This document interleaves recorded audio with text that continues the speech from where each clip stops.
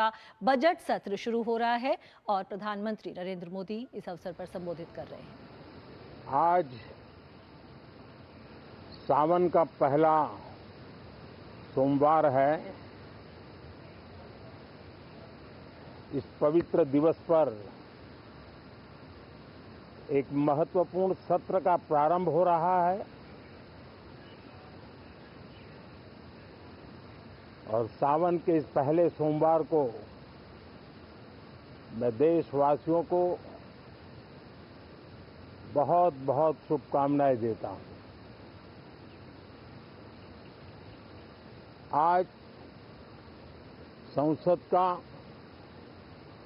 Monsoon सत्र का भी आरंभ हो रहा है। देश बहुत बारीकी से देख रहा है कि संसद का यह सत्र सकारात्मक हो,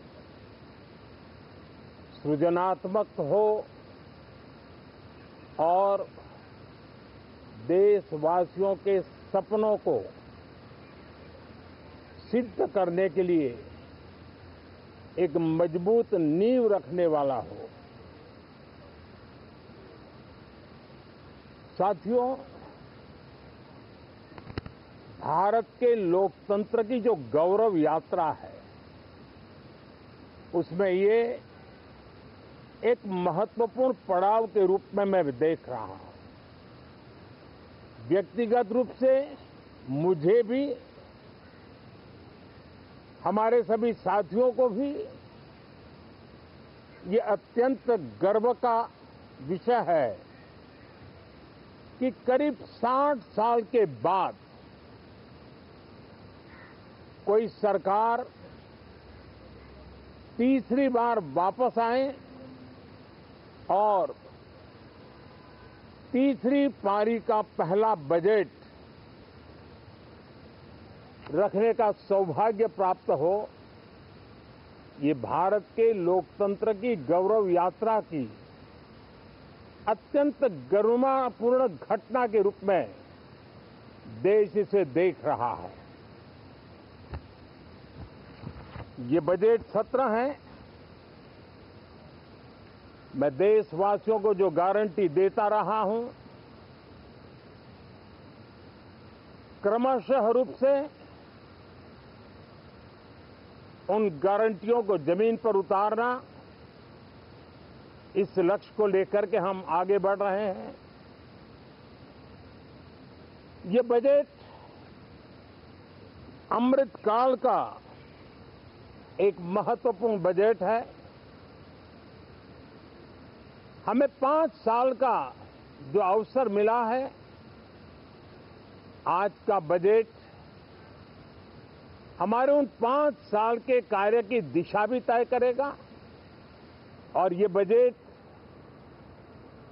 2047 जब आजादी के 100 साल होंगे तब विकसित भारत का जो हमारा सपना है, उस सपने को पूरा करने की मजबूत नींव वाला बजट लेकर के हम कल देश के सामने आएंगे।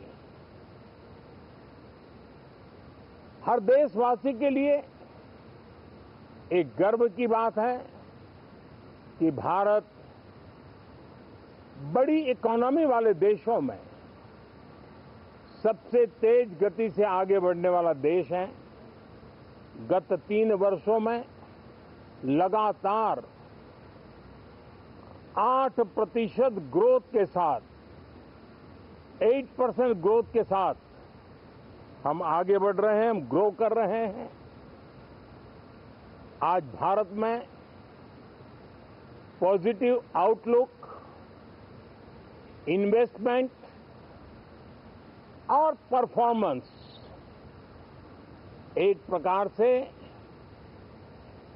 अपॉर्चुनिटी की पीक पर है। ये अपने आप में भारत की विकास यात्रा का एक अहम पड़ाव है। साथियों,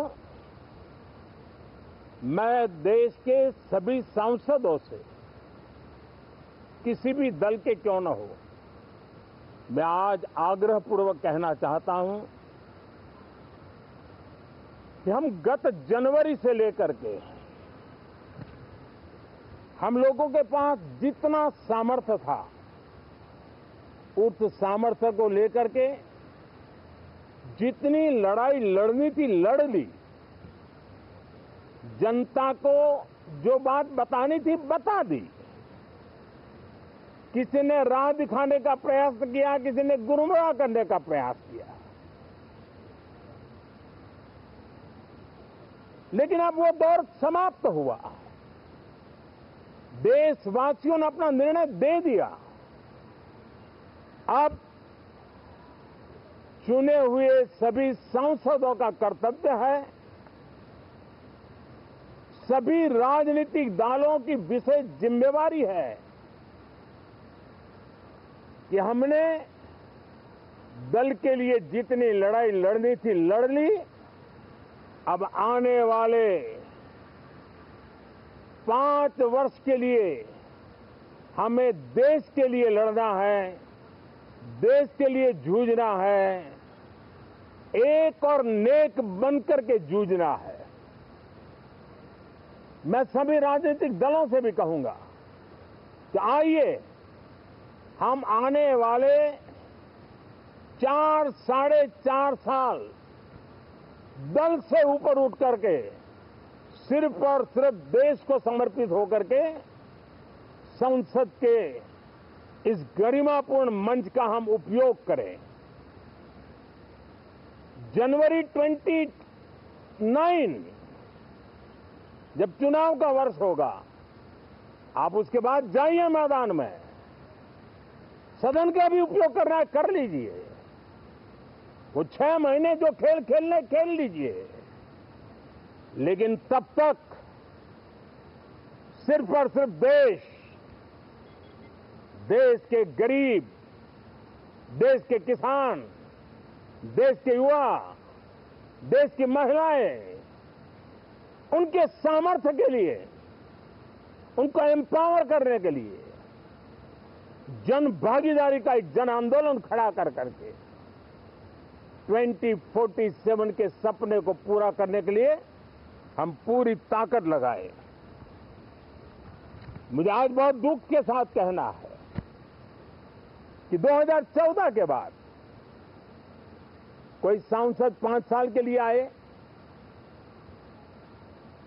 कुछ सांसदों को 10 साल के लिए मौका मिला, लेकिन बहुत से सांसद ऐसे थे जिनको अपने क्षेत्र की बात करने का अवसर नहीं मिला, अपने विचारों से संसद को समृद्ध करने का अवसर नहीं मिला, क्योंकि कुछ दलों की नकारात्मक राजनीति ने देश के संसद के महत्वपूर्ण समय को एक प्रकार से अपनी राजनीतिक विफलताओं को ढांकने के लिए दुरुपयोग किया है।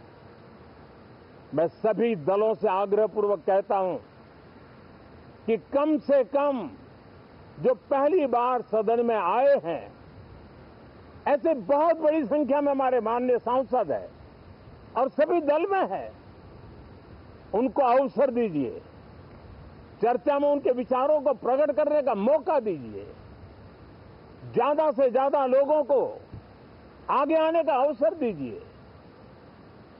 और आपने देखा होगा कि पार्लियामेंट के नए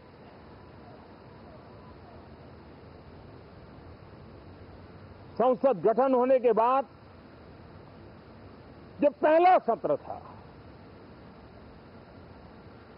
140 करोड़ देशवासियों ने बहुमत के साथ जिस सरकार को सेवा करने का हुक्म किया है देशवासियों ने, उसकी आवाज को कुचलने का और लोकतांत्रिक प्रयास हुआ।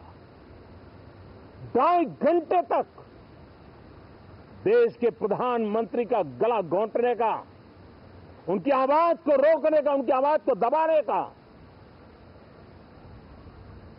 लोकतांत्रिक परंपराओं में कोई स्थान नहीं हो सकता है और इसका कोई पश्चाताप तक नहीं है, दिल में दर्द तक नहीं है। मैं आज आग्रहपूर्वक कहना चाहता हूं, देशवासियों ने हमें यहां देश के लिए भेजा है, दल के लिए नहीं भेजा है। ये सदन दल के लिए नहीं, ये सदन देश के लिए है। ये सदन संसदों तक की सीमा तक नहीं है, 140 करोड़ देशवासियों की एक विराट सीमा करके ये लिए है। मैं विश्वास करता हूं कि हमारे सभी माननीय सांसद पूरी तैयारी के साथ चर्चा को समृद्ध करेंगे। कितने ही विरुद्ध विचार होंगे, विरुद्ध विचार बुरे नहीं होते हैं, नकारात्मक विचार बुरे होते हैं। जहां सोचने की सीमाएं समाप्त हो जाती है, देश को नकारात्मकता की जरूरत नहीं है। देश को